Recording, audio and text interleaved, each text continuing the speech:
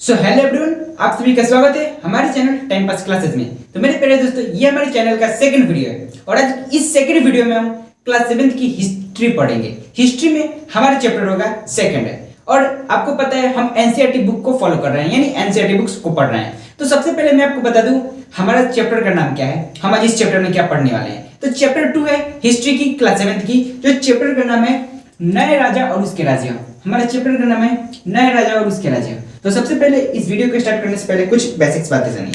इस चैप्टर में हमें क्या जानना है, इस चैप्टर में हमें क्या समझना है। देखिए, इस चैप्टर में हमें लगभग 13 टॉपिक्स को पढ़ना पड़ेगा, 13 टॉपिक्स को क्लियर करना पड़ेगा। तो मैं आपसे यही बोलूंगा कि आप इन 13 टॉपिक पे कमांड बनाइए। 13 टॉपिक को बेसिकली एकदम कंसंट्रेट होकर देखिए, एकदम कंसंट्रेट होकर पढ़िए, क्योंकि ये 13 टॉपिक्स बहुत ज्यादा इंपॉर्टेंट है। आप किसी भी एग्जाम का तैयारी करो या फिर आपको 7th क्लास में आप हो, अभी बेसिकली आप 7th क्लास में हो, पढ़ रहे हो, तो आपको इन 13 टॉपिक्स पर रिक्वेस्ट कर मैं यही बोलूंगा, बहुत बेसिकली ध्यान देना होगा। ठीक है, तो मैं बोलूंगा बिना समय बर्बाद के इस वीडियो को शुरू करते हैं। सबसे पहले इस टॉपिक के बारे में समझिए। देखिए, ये हमारे हो गए टॉपिक्स। देखिए, इसमें 13 टॉपिक्स कौन कौन से हैं। टॉपिक नंबर फर्स्ट, नए राजवंश का उदय। हम टॉपिक नंबर फर्स्ट में पढ़ेंगे नए राजवंश का उदय। उसके बाद हमारा टॉपिक सेकंड होगा राज्यों में प्रशासन। उसके बाद टॉपिक थर्ड होगा 400 कर। टॉपिक फोर्थ होगा परिस्थिति और उसकी भूमि अनुदान। टॉपिक फिफ्थ होगा नागवट की उपलब्धियां। टॉपिक सिक्स्थ होगा भूमि के साथ क्या क्या किया जाता है। टॉपिक सेवेंथ होगा धन के लिए युद्ध। उसके बाद 8 नंबर उदयपुर से ताजपुर तक। 9th नंबर भव्य मंदिर कस्य मूर्तिकला। 10th नंबर कृषि और सिंचाई। 11th साम्राज्य का प्रशासन। 12 भूमि के प्रकार और 13 में अभिलेख और लिखित सामग्री। इन 13 टॉपिक्स को आपको बेसिकली बहुत ध्यान से पढ़ना है। 13 टॉपिक्स जैसे ही आप क्लियर कर लीजिएगा तो ये चैप्टर खत्म हो जाएगा और हम पढ़ाई कैसे करेंगे, मतलब टॉपिक्स को पढ़ेंगे, उसके टॉपिक्स के अंदर जितने भी वीवीआई मतलब मेन पॉइंट्स होंगे, मैं तो सोचूंगा कि सभी पॉइंट्स को क्लियर करते चलूं, क्योंकि मेन पॉइंट्स कुछ नहीं होते, सभी पॉइंट्स क्लियर रहेगा तो अच्छा रहेगा। तो बिना समय बर्बाद किए आइए शुरू करते हैं फर्स्ट टॉपिक को। फर्स्ट टॉपिक पढ़िए क्या लिखा है। हमारा फर्स्ट टॉपिक लिखा है नए राजवंश का उदय। पहले इस बात को समझिए, टॉपिक फर्स्ट क्या बोल रहा है, नए राजवंश का उदय। तो सबसे पहले बात को समझिए, ये राजवंश क्या होता है, उस पर से नया राजवंश क्या है और इसका उदय क्या है, इसके बारे में समझिए। देखिए, सबसे पहले मैं आपको ये बताना चाहता हूँ, आपको जानना होगा ये राजवंश क्या कहलाता है। राजवंश यानी राजा का वंश, यानी जहां पर राजा शासन करते हैं उसे राजवंश कहते हैं। समझ में। नए राजवंश यानी जो नया राजवंश है उसका उदय कैसे हुआ, उसका विकास कैसे हुआ। तो जो जितने भी राजवंश है ना, उसका विकास 7वीं सदी के बाद ही हुआ, मतलब जैसे ही 7वीं सदी आई राजवंश का विकास होना शुरू हो गया। तो मैं इस टॉपिक को स्टार्ट करने से पहले ये आपको बेसिक्स बातें बता दिए। ठीक है, अब आते हैं टॉपिक पे। हमारा टॉपिक है नए राजवंश का उदय, इसके बारे में समझिए। तो देखिए, 7वीं सदी आते आते, बात को समझिए, 7वीं सदी आते आते उपमहाद्वीप के विभिन्न भागों में, उपमहाद्वीप के विभिन्न भागों में अलग अलग भूस्वामी, अलग अलग योद्धा, अलग अलग सरदार अपने अस्तित्व में आए। मैं क्या बोल रहा हूँ, 7वीं सदी आते आते उपमहाद्वीप के विभिन्न भागों में अलग अलग भूस्वामी, अलग अलग योद्धा, अलग अलग सरदार अपने अस्तित्व में आए।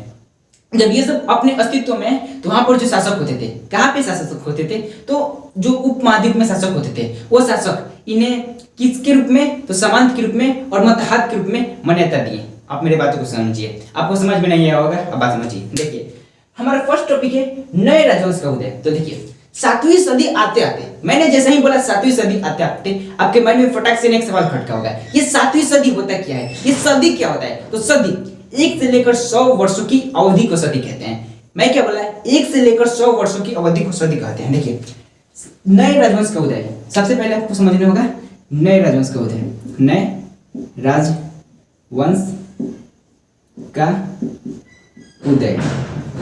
ठीक है, ये हमारा टॉपिक हो गया नए राजवंश का उदय। तो देखिए, ये जो टॉपिक है ना नए राजवंश का उदय, तो इसको पढ़ना है आपको। ठीक है, तो 7वीं सदी आते आते, कौन सा, सातवीं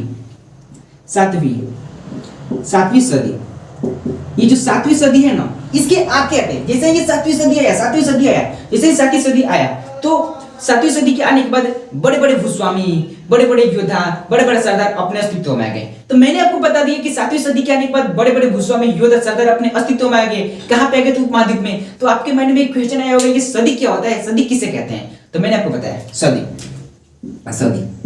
बात को समझिए। सदी देखिए, 1 से लेकर 100 तक, 1 2 3 4 5 एक्सेट्रा एक्सेट्रा एक्सेट्रा, 1 से लेकर 100 तक मतलब 1 से लेकर 100 तक वर्षों की एक अवधि होती है। मतलब 1 वर्ष, 2 वर्ष, 3 वर्ष, 4 वर्ष, 5 वर्ष, 6 वर्ष, और 1 year, 2 year, 3 year, 4 year, 5 year, 6 year, 7 year, 8 year, 9 year, 10 year, 100 years तक, इसी अवधि को हम सदी कहते हैं। तो जैसे ही 7वीं सदी है, आपको समझ में आ गया सदी किसे कहते हैं। 7वीं सदी के आने के बाद उपमहाद्वीप में, अब आपके माइंड में एक फटाक से क्वेश्चन आया होगा, ये उपमहाद्वीप क्या होता है। देखिए, उपमहाद्वीप मतलब एक द्वीप होता है, मतलब देश की तरह होता है, जिसमें लोग रहते हैं, निवास करते हैं, उन्हें सभी प्रकार के संसाधन मिलते हैं, उन्हें सभी प्रकार की राजनीतिक या सभी प्रकार की क्रियाकलाप, सभी प्रकार का आर्थिक, ये सभी चीज उपलब्ध रहती है, उसे उपमहाद्वीप कहते हैं। 7वीं सदी आते आते उपमहाद्वीप के विभिन्न भागों में, विभिन्न मतलब क्या, अलग अलग भागों में बड़े बड़े भूस्वामी, मैंने बताया भूस्वामी। अब ये भूस्वामी क्या होते हैं, जिनके पास बहुत ज्यादा भूमि हो, उसी को भूस्वामी कहते हैं, वो अपने आप को भूस्वामी कहते हैं। बड़े बड़े योद्धा, आपको पता होगा योद्धा जो युद्ध करते हैं, उन्हें योद्धा करते हैं। बड़े बड़े सरदार, सरदार मतलब क्या, जो अपने आप को एक नेता मानते हैं, मतलब एक नेता के रूप में रहते हैं, उसे सरदार कहते हैं। अपने अस्तित्व में आए, अस्तित्व मतलब क्या, अपने पेशे में आए, अपने रंग में आए। जब ये सब अपने पेशे और रंग में आए, तो वहां का जो शासक था, कहां का शासक, उपमहाद्वीप का शासक था, उपमहाद्वीप का राजा था, वो उन्हें किन्हें, जो बड़े बड़े भूस्वामी हैं, बड़े बड़े योद्धा हैं, बड़े बड़े सरदार हैं, उन्हें मतहात की उपाधि दिया, या फिर समात की उपाधि दिया। जो बड़े बड़े योद्धा था, सरदार था, उन्हें जो शासक था, यानी जो राजा था, वो उसे मतहात ये सरदार की उपाधि दिया, समात की उपाधि दिया। कौन उपाधि दिया, जो शासक था, राजा था, वो उपाधि दिया। अब बातों को समझिए, बहुत ज्यादा खिचड़ी हो गया, मुझे पता है, मैं क्या बोल रहा हूँ उस बात को समझिए। जितने भी समझाया, नहीं समझ में आया होगा, बहुत ज्यादा खिचड़ी हो गया, बात को समझिए। हमें फर्स्ट टॉपिक पढ़ना है नए राजवंश का उदय, ठीक है। इस फर्स्ट टॉपिक पर ध्यान दीजिए। तो देखिए, नए राजवंश का उदय है जो है कैसे होगा, तो 7वीं सदी आते आते, मैंने आपको बताया सदी क्या होता है, 1 से लेकर 100 वर्ष की अवधि को सदी कहते हैं। तो 7वीं सदी आते आते उपमहाद्वीप के विभिन्न भागों में, तो उपमहाद्वीप क्या होता है, उपमहाद्वीप एक देश की तरह होता है, इसमें बहुत सारे लोग रहते हैं, मतलब देश की तरह रहते हैं, लोग रहते हैं, उसमें सभी प्रकार के संसाधन उपलब्ध रहती है। 7वीं सदी आते आते उपमहाद्वीप के विभिन्न भागों में, यानी अलग अलग भागों में बड़े बड़े भूस्वामी, मैंने आपको बताया भूस्वामी यानी जिनके पास भूमि होती है, बड़े बड़े भूस्वामी, बड़े बड़े योद्धा, बड़े बड़े सरदार अपने अस्तित्व में आए, यानी अपने पेशे में आए। जब ये सब अपने पेशे में अस्तित्व में, तो जो राजा रहता था, राजा मतलब के जो शासक होता था, कहाँ का शासक, उपमहाद्वीप के शासक होता था, वो उन्हें किन्हें, बड़े बड़े भूस्वामी को, बड़े बड़े योद्धा को, बड़े बड़े सरदार को, राजा था, वो उन्हें सामंत की उपाधि दिया। सामंत मतलब क्या, सामंत एक बोल सकते हैं हम, एक नेम है, वो सामंत की उपाधि दिया। और उसके बाद वो मतहात कर उपाधि दिया। किसको, तो जो बड़े बड़े भूस्वामी थे, बड़े बड़े योद्धा से सरदार थे, जो अपने अवधि में आए, जो अपने अस्तित्व में आए। क्या आपको समझ में आ गया फर्स्ट टॉपिक, मैं क्या समझाना चाहता हूँ, क्या आपको फर्स्ट टॉपिक समझ में आ गया, मैं क्या समझाना चाहता हूँ। ये फर्स्ट टॉपिक नहीं है, बल्कि इसमें और कुछ पॉइंट्स हैं। ये तो फर्स्ट पॉइंट हो गया, मतलब 7वीं सदी का। उसके बाद समझिए, जो ये बड़े बड़े भूस्वामी थे, बड़े बड़े सरदार थे, बड़े बड़े योद्धा थे, ये जो थे ना, इनको राजा क्या सोचता था, इनके बारे में राजा क्या सोचता था, ये जो बड़े बड़े भूस्वामी और सरदार थे ना, इनके बारे में राजा सोचता था कि राजा मेरे लिए, यानी राजा मैं हूं, मेरे लिए ये उपहार लाए, मेरे दरबार में आकर ये हाजिरी लगाए। कौन हाजिरी लगाए, कौन उपहार लाए, और कौन सोचता था, तो मेरे बात को ध्यान से सुनिए। जो बड़े बड़े भूस्वामी थे, जो बड़े बड़े योद्धा थे, जो बड़े बड़े सरदार थे, उनके बारे में राजा सोचता था कि ये मेरे लिए उपहार लाएं और मेरे दरबार में आकर हाजिरी लगाएं और मुझे सैन्य सहायता प्रदान करें।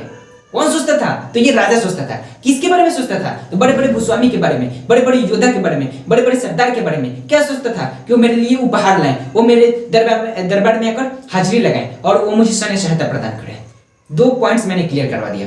पॉइंट फर्स्ट 7वीं सदी की अवधि, उसके बाद पॉइंट सेकंड दरबार में उपहार लाए, उसके बाद पॉइंट थर्ड, ये जो बड़े बड़े भूस्वामी और योद्धा और सरदार थे ना, ये मतलब अधिक संपदा प्राप्त करने के बाद, अब आपके माइंड में एक फटक से ना क्वेश्चन उठा होगा, ये संपदा क्या होता है, संपदा, ये संपदा क्या होता है, संपदा का अर्थ होता है धन दौलत, अधिक संपदा प्राप्त करने के बाद। जो बड़े बड़े भूस्वामी थे, बड़े बड़े योद्धा थे, बड़े बड़े सरदार थे, वो अधिक धन दौलत प्राप्त करने के बाद, अधिक सत्ता प्राप्त करने के बाद, सत्ता मतलब क्या, अधिक मान दुलार पावर प्राप्त करने के बाद, वो अपने आप को महास्वामी, महास्वामी मतलब क्या, स्वामियों का स्वामी यानी महास्वामी। भूमंडलेश्वर, भूमंडलेश्वर मतलब क्या, भूमंडलेश्वर मतलब क्या, पूरे भूमि की यानी पूरे मंडल की स्वामी, ऐसे भूमंडलेश्वर अपने आप को घोषित कर देते थे। बात को समझिए।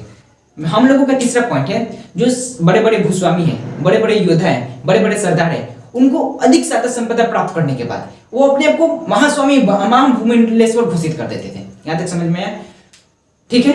पॉइंट नंबर 4 पर चलते हैं। कभी कभी तो ये अपने आप स्वामी को भी अवधि से स्वीकार कर देते थे, इनकार कर देते थे। कभी कभी ये अपने स्वामी के अवधि से भी इनकार कर देते। स्वामी मतलब क्या, मतलब मेरा कोई गुरु हुआ और मैं उनके ही एजुकेशन को इनकार कर दूं। ऐसा ही ये बड़े बड़े भूस्वामी, बड़े बड़े योद्धा और बड़े बड़े सरदार थे। यहाँ तक भी पॉइंट था इंपॉर्टेंस। यानी देखिए पूरे मिला जुला कर बात करें तो टॉपिक फर्स्ट हमारा है नए राजवंश का उदय।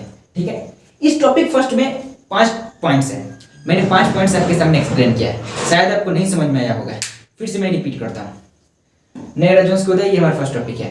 पहला पॉइंट था 7वीं सदी आते आते उपमहाद्वीप के विभिन्न भागों में बड़े बड़े भूस्वामी, बड़े बड़े योद्धा अपने उपहार, अपने अवधि के रूप में आए। ठीक है, अपने मतलब अपने रंग पेशे में आए। तो वहां का जो राजा था, वहां मतलब क्या, उपमहाद्वीप का जो राजा था, शासक था, वो उन्हें मतहात और सामंत के रूप में मान्यता दिया। पहला पॉइंट क्लियर हो गया। उसके बाद दूसरा पॉइंट है, जो राजा था ना वहां का, कहाँ का, उपमहाद्वीप का जो राजा था, वो चाहता था बड़े बड़े भूस्वामी को, बड़े बड़े योद्धा को, बड़े बड़े सरदार को कि मेरे दरबार में आकर हाजिरी लगाए और मुझे उपहार दे और मुझे सैन्य सहायता प्रदान करे। कौन चाहता था? राजा चाहता था। ठीक है, उसके बाद तीसरा पॉइंट है, मतलब जब ये अधिक सत्ता संपदा प्राप्त कर लेते थे, कौन अधिक सत्ता संपदा प्राप्त कर लेते थे? बड़े बड़े जो भूस्वामी थे, बड़े बड़े जो योद्धा थे, ये जब अधिक सत्ता संपदा प्राप्त कर लेते थे तो ये सोचते थे ना कि अब मैं ही सब कुछ हूं, अपने आप को भूमंडलेश्वर घोषित कर देते थे, अपने आप को भूस्वामी घोषित कर लेते थे। ये पॉइंट 4 है। उसके बाद जो पॉइंट 5 है, ये तो कभी कभी पता है क्या करते थे, ये कभी कभी अपने स्वामी के अधीनता को भी अस्वीकार कर देते थे, मतलब जो इनका स्वामी थे उनकी शिक्षा को भी अस्वीकार कर देते थे। यानी फर्स्ट टॉपिक हमारा क्लियर हो गया, नए राजवंश का उदय है। आपको क्या इसमें कहीं भी दिक्कत है? अगर आपको नहीं समझ में आ रहा है तो आप कमेंट कीजिए कि हाँ यहाँ पर नहीं समझ में आ रहा है, आप ऐसे पढ़ाओ वैसे पढ़ाओ, मैं ट्राई करूंगा। ओके, ऐसे तो मैं एक्सप्लेन करने की फुल कोशिश कर रहा हूँ, अपना फुल एनर्जी आपके पास रख रहा हूँ, धीरे धीरे शायद और बेटर कर सकूं। ठीक है, हमारा नेक्स्ट टॉपिक क्या है? नेक्स्ट टॉपिक समझिए, राज्यों में प्रशासन। और समझिए जो राज्य था उसमें प्रशासन व्यवस्था, ये पढ़ना है हमें, ये जाना है। तो देखिए नए नए राजवंशों में से, इन नए राजवंशों में से कईयों ने महाराज धीराज यानी राजाओं के राजा, त्रिभुवन चक्रवर्ती यानी तीनों लोक की स्वामी, ऐसे करके अपनी अवधियों को रखा, ऐसे करके अपनी अवधियों को पेश किया। मतलब नए राजवंश मतलब क्या, जितने भी राजवंश का उदय हुआ, इन नए राजवंशों में से किसी ने महाराज धीराज यानी राजाओं के राजा, त्रिभुवन चक्रवर्ती यानी तीनों लोक की स्वामी, ऐसे करके अपने अवधियों को रखा। लेकिन इन सभी की क्या फायदा, इसके बावजूद भी क्या फायदा? अब आप सोच रहे होंगे कि ये कैसा बात हुआ है, इसके बावजूद भी कोई फायदा क्यों नहीं? क्योंकि देखिए महाराज धीराज हो गया, त्रिभुवन चक्रवर्ती हो गया, उसके बावजूद भी जो सामंत थे, जो किसान थे, जो व्यापार थे, इन लोगों के बीच सत्ता की साझेदारी होता था, इन लोगों के बीच सत्ता की बंटवारा होता था। अब आपके माइंड में फटाक से क्वेश्चन कटा होगा, ये सत्ता क्या होता है? सत्ता, इसको हम मिटाते हैं। अब आपके माइंड में फटाक से क्वेश्चन खटका होगा, सत्ता क्या होता है? सत्ता क्या होता है? सत्ता क्या होता है? देखिए सत्ता मतलब होता है पावर। पावर मतलब क्या? जैसे हम नहीं पढ़ते हैं केंद्र स्तर पर, राज्य स्तर पर, पंचायत स्तर पर, ये केंद्र स्तर पर, राज्य स्तर पर, पंचायत स्तर पर उस अपने सत्ता को विभाजित करते हैं, या फिर बोल सकते हैं हम मुखिया, उप मुखिया, सरपंच, ऐसे हम बोलते हैं। इसी को हम कहते हैं सत्ता की बंटवारा करना, पावर्स की बंटवारा करना, इसी को बोलते हैं हम सत्ता। ठीक है, तो त्रिभुवन महाराज धीराज हुआ, उसे ऊपर से त्रिभुवन चक्रवर्ती हुआ, ये सब तो हुआ, लेकिन इसके बावजूद भी कोई फायदा नहीं था। क्यों? क्योंकि सत्ता की साझेदारी हो गया, किसके बीच? तो सामंत के बीच, व्यापारियों के बीच, किसानों के बीच, देन कुछ फायदा नहीं था। तो बात को समझिए, जो व्यापारी थे, जो किसान थे, ये लोग कुछ अवधि को हासिल करते थे, मतलब कुछ चीज को उपजाते थे, मतलब इनसे बोल सकते हैं संसाधन को इकट्ठा करते थे। हम क्या बोल रहे हैं, जो किसान हो गए, जो व्यापार हो गए, जो सामंत हो गए, ये लोग क्या करते थे? संसाधन को इकट्ठा करते थे। जब ये संसाधन को इकट्ठा करते थे ना, तो इनसे राजा जो थे वसूल देते थे, जो सामंत, जो भूस्वामी थे वसूल लेते थे, मतलब क्या? इनसे मांग लेते थे, और मांगते तो थे, साथ ही इसे कर के रूप में भी वसूल लेते थे, हिस्सा के रूप में भी ले लेते थे। अब आपके माइंड में क्वेश्चन आया होगा कि ये क्यों ले लेते थे? क्योंकि जो भूस्वामी थे ना, अपने आप को खुद को बहुत बड़ा भूस्वामी घोषित कर देते थे। भूस्वामी मतलब उनका खुद का भूमि, और जब खुद का भूमि हो गया तो आपको लगान देना ही होगा। समझ में है? यहाँ तक टॉपिक क्लियर से? अगर टॉपिक क्लियर से तो मैं आपको एक बार रिपीट करना चाहता हूँ। देखिए हमने फर्स्ट टॉपिक को समझा है, नए राजवंशों का उदय, यानी जो नया राजवंश है उसका उदय कैसे हुआ। उसके बाद हमारा जो सेकंड टॉपिक था राज्यों में प्रशासन, इसके बाद मैंने बताया आपको जब नया नया राजवंश हुआ तो महाराज धीराज यानी राजाओं के राजा त्रिभुवन चक्रवर्ती यानी तीनों लोग के स्वामी ऐसे करके कर करके अपने अवधियों को लोग रखा। ऐसे कर करके अवधियों को रखने का क्या फायदा, जब सत्ता का साझेदारी हो जाता था यानी सत्ता का बंटवारा हो जाता था। सत्ता का बंटवारा किसके बीच हो जाता था, तो किसानों के बीच हो जाता था। उसके बाद क्या बोलते हैं, सामंतों के बीच हो जाता था, व्यापारियों के बीच हो जाता था। नहीं, कुछ फायदा नहीं। अब आपके माइंड में फिर से क्वेश्चन आया होगा, ये सत्ता क्या होता है। सत्ता मतलब पावर नहीं बांटते हम पंचायत स्तर पर, केंद्र स्तर पर, राज्य स्तर पर, उस पर से विधायक, कार्यपालिका, न्यायपालिका ऐसे बंटवारा करते हैं, उसी को बोलते हैं सत्ता। ऐसे बंटा जाता था। और उसके बाद अगर नेक्स्ट पॉइंट की बात करते हैं तो नेक्स्ट पॉइंट था जो सामंत थे, जो किसान थे, जो व्यापारी थे, वो लोग संसाधन को इकट्ठा करते थे। तो संसाधन को इकट्ठा तो करते थे, लेकिन इनसे जो भूस्वामी थे ना, संसाधन को ले लेते थे, मांग लेते थे और कर के रूप में भी वसूलते थे। क्यों कर के रूप में वसूलते थे, क्योंकि ये तो खुद भूस्वामी थे, अपने आप को भूस्वामी घोषित कर देते थे। भूस्वामी मतलब क्या, पूरे भूमि की मालिक, पूरे बहुत बड़ा भूमि का मालिक, जमींदार, ठीक है। तो ये कर के रूप में लेते थे। तो लगभग हमारा 2 टॉपिक क्लियर हो गया। टॉपिक नंबर फर्स्ट, नए राजवंश के उदय और राज्यों में प्रशासन, ये 2 टॉपिक क्लियर हो गया। अगर हम तीसरे टॉपिक की बात करें तो हमारा तीसरा टॉपिक है 400 कर। अगर हम तीसरे टॉपिक की बात करें तो हमारा तीसरा टॉपिक है 400 कर। तो तमिलनाडु में जो राजवंश था, जो राजा शासन कर रहा था, उसका चोल वंश का था ना तमिलनाडु, ये तमिलनाडु 400 कर के बारे में अगर हम बात करें तो तमिलनाडु में एक शासक था, चोल वंश का शासक था, वो शासन कर रहा था। वो जो शासन कर रहा था, चोल वंश का जो शासक था, वो जो शासन कर रहा था, मतलब अपने शासन को पूर्ण रूप से चला रहा था, पूर्ण रूप से दोहरा रहा था, ठीक है, पूर्ण रूप से दोहरा रहा था। तो उसके जो अभिलेख थे ना, अभिलेख में लगभग जो उसके अभिलेख थे, चोल वंश के जो अभिलेख थे, मैं क्या बोल रहा हूँ, जो चोल वंश के अभिलेख थे, चोल वंश के जो अभिलेख थे, चोल वंश के जो अभिलेख थे, उसके अभिलेख में ना 400 से अधिक शब्दों में कर के बारे में बताया गया है। मेरे बात को समझिए, तमिलनाडु में एक शासक था चोल वंश का, उसके अभिलेख में 400 से अधिक शब्दों में बताया गया है। किसके बारे में, तो कर के बारे में बताया गया है। यहाँ तक समझ में आएगा। तमिलनाडु, तो मैंने बताया तमिलनाडु के बारे में, मतलब तमिलनाडु का एक शासक था चोल वंश का, वो अपने अभिलेख में 400 से, मतलब वो उसके अभिलेख में 400 से अधिक कर के अधिक शब्दों के बारे में बताया गया है। किसके बारे में, तो कर के बारे में, ठीक है। उसके बाद सबसे अधिक उल्लेखित कर, अगर हम बात करें सबसे अधिक उल्लेखित कर, सबसे अधिक उल्लेखित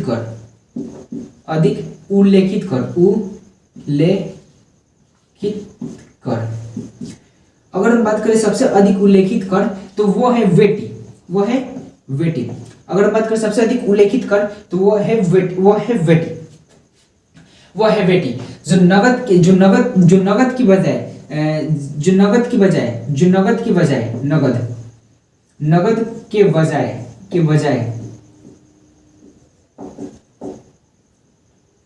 जो नगद की बजाय जागरण श्रम में वसूला जाता था। जागरण श्रम में वसूला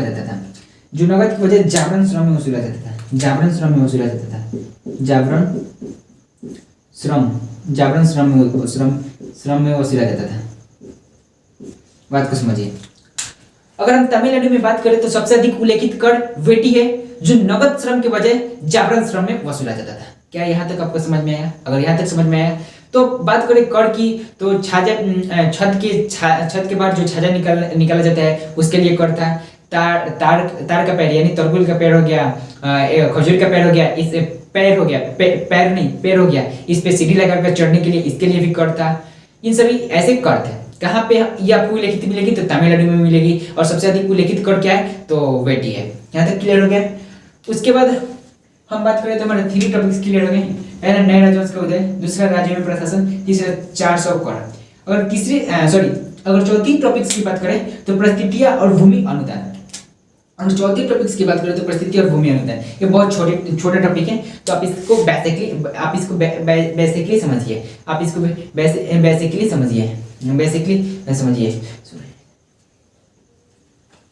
देखिए, परिस्थिति और भूमि अनुदान की अगर हम बात करें,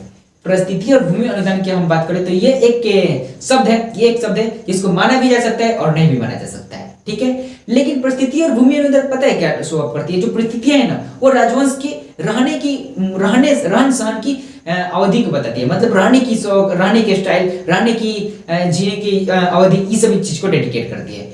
अगर आपको उदाहरण के लिए अगर मैं आपको उदाहरण दूं, अगर मैं आपको उदाहरण दूं तो सुरवीर विजय योद्धा, अगर मैं आपको उदाहरण दूं तो सुरवीर विजय योद्धा, जो सुरवीर विजय योद्धा जिसको महान ब्राह्मणों ने उल्लेखित, जिसको महान ब्राह्मणों ने उल्लेखित किया है, और इनके बारे में ये बताया गया है कि ये अपने शासन के, अपने प्रजा के बहुत ज्यादा ध्यान देते थे। मैं क्या बोल रहा हूँ आपको नहीं समझ में आया होगा, बात को समझिए। परिस्थितियां और भूमि अनुदान। परिस्थितियां मतलब क्या? अगर हम परिस्थितियों की बात करें तो ये एक शब्द है, इस पे विश्वास कर सकते हैं या फिर नहीं कर सकते हैं, लेकिन परिस्थितियां जो है वो शासक की रहने की, मतलब रहन सहन की ढंग को बताती है, रहने की स्टाइलिश रहन की, मतलब वो उसकी जीने की काल को बताती है, ठीक है। अगर मैं एग्जाम्पल की बात करूं, उदाहरण की बात करूं तो सुरवीर विजय योद्धा, सुरवीर विजय योद्धा कौन? सुरवीर विजय योद्धा जो महान ब्राह्मणों द्वारा उल्लेखित किया गया है और बताया गया है कि ये अपने शासकों का बहुत ज्यादा ध्यान देते थे, शासकों पर क्लियर करते थे। तो ये बहुत छोटा टॉपिक है, 4 नंबर ये भी खत्म हो गया। तो यहां तक आपको समझ में आया, मतलब लगभग कितने टॉपिक्स क्लियर हुए? हमें इस चैप्टर में 13 टॉपिक्स पढ़ना है और इस चैप्टर का नाम है नए राजा और उसके राज्य। चैप्टर 2 पढ़ रहे हैं, हिस्ट्री पढ़ रहे हैं, एनसीईआरटी क्लास 7 की, ठीक है, क्लास 7 की पढ़ रहे हैं। तो हमें इसमें 13 टॉपिक्स पढ़ना था। टॉपिक फर्स्ट था नए राजवंश का उदय, टॉपिक सेकंड था राज्य में प्रशासन, टॉपिक थर्ड था 400 और टॉपिक फोर्थ था परिस्थिति और भूमि अनुदान। अगर हम 5वें टॉपिक की बात करें तो नागवट की उपलब्धियां। तो आइए हम 5वें टॉपिक पर डिस्कस करते हैं। तो मेरे प्यारे दोस्तों, सबसे पहले मैं आपसे कुछ बात बताना चाहता हूँ, सो आप मेरी बात को ध्यान से सुनिएगा। देखिए, एनसीईआरटी यानी national council education research and training, NCERT का फुल फॉर्म होता है। ये चैनल है टाइम पास क्लासेस। इस चैनल में मैं वादा करता हूँ आपको 1 साल तो नहीं लेकिन 2 साल के अंदर 6 क्लास से लेकर 12 क्लास तक की जो 4 बुक्स होती है, history, politics, geography, economics, 4 books के एक लेसन, एक वर्ड, एक टॉपिक्स क्लियर किया जाएगा। मैं ये नहीं बोल रहा हूँ कि आपको मैं पढ़ाऊंगा, बल्कि हम दोनों पढ़ेंगे, हम सब पढ़ेंगे, आपके साथ हम भी पढ़ेंगे और आप हमारे साथ पढ़ेंगे, ठीक है। और सब लेसन का नोट्स लेकर आने की कोशिश करूंगा। नोट्स मैं बना रहा हूँ और सब लेसन का जो अभ्यास होता है उस क्वेश्चन को सॉल्व करने की कोशिश करेंगे, ठीक है। एक क्वेश्चंस को, एक नोट्स को हम क्लियर सॉल्व करने की कोशिश करेंगे। तो मैं आपको बता दूं, आज की इस वीडियो में इतना ही रहने देते हैं क्योंकि थोड़ा लाइटिंग प्रॉब्लम हो रही है। ये जो लाइट है ना, ये सीधे आँख पे आ रही है, तो इसको थोड़ा अच्छे से हम हैंडल करेंगे, लाइट को हैंडल करेंगे। उसके बाद न्यू सेटअप करेंगे, मतलब इस लाइट को हटाना होगा यहाँ से। उसके बाद नेक्स्ट पार्ट में आगे की टॉपिक्स करेंगे। वैसे हमने इस लेसन में जो 13 टॉपिक्स हैं, मतलब इंपॉर्टेंट 13 टॉपिक्स हैं, ठीक है। मैंने पढ़ा था इंपॉर्टेंट 13 टॉपिक्स हैं। इस 13 टॉपिक्स में से हमने 4 टॉपिक्स को कवर किया। नए राजवंश का उदय, उस पर से राज्य में प्रशासन, उस पर 400 और उसके बाद परिस्थिति और भूमि अनुदान। उसके बाद ये जो 5, 6, 7, 8, 9, 10, 11, 12, 13 ये जो बाकी के टॉपिक्स हैं नेक्स्ट पार्ट में किया जाएगा, पार्ट 2 में किया जाएगा, क्योंकि अभी नहीं हो पा रहा है। ये जो लाइट का प्रकाश है सीधे आंख पे आ रहा है, सो अच्छे से नहीं एक्सप्लेन कर पा रहा हूँ, ये नहीं, मतलब नहीं देख पा रहा हूँ, ठीक है। तो मैं आपसे ये बोलूंगा कि अगर आपको वीडियो अच्छी लगती है, मतलब आपको लग रहा है कि हाँ मैं एक्सप्लेन कर रहा हूँ, हाँ ये तो सेकंड वीडियो है, बहुत ज़्यादा गलती हो सकती है, शायद मैं अच्छे से एक्सप्लेन ना कर पाऊँ, बहुत ऐसे पॉइंट हो सकते हैं, मतलब बहुत ज़्यादा पॉइंट हो सकते हैं। अगर आपको लग रहा है कि हाँ गलती हो रही है तो आप बोलिए, हम सुधारने की कोशिश करेंगे। क्या ज़्यादा स्पीड बोल रहा हूँ, मतलब जो भी प्रॉब्लम हो आप कमेंट कर सकते हैं और नेक्स्ट पार्ट में इसको कवर करने की कोशिश करेंगे। तो घबराना नहीं है, उम्मीद है कि हम सब चीज़ को कवर कर लेंगे, सब चीज़ को यदि कर लें सब चीज़ को हम देख लेंगे। बस आप लोगों का साथ चाहिए, आप लोग साथ दीजिए। क्लास 6 से लेकर 12 तक की एनसीईआरटी हम लोग अच्छे से पढ़ेंगे। उसके बाद कुछ और इम्पोर्टेंट्स क्लास लाना है, मतलब ग्रामर और ग्रामर के क्लास लाना है, तो इस टॉपिक पर भी डिस्कस किया जाएगा, लेकिन अभी नहीं, धीरे धीरे सब कुछ होगा। बस आज के लिए इतना ही, माफ़ कीजिएगा क्योंकि लाइट पड़ रही है यहाँ पे। नेक्स्ट क्लास में इसे देखते हैं।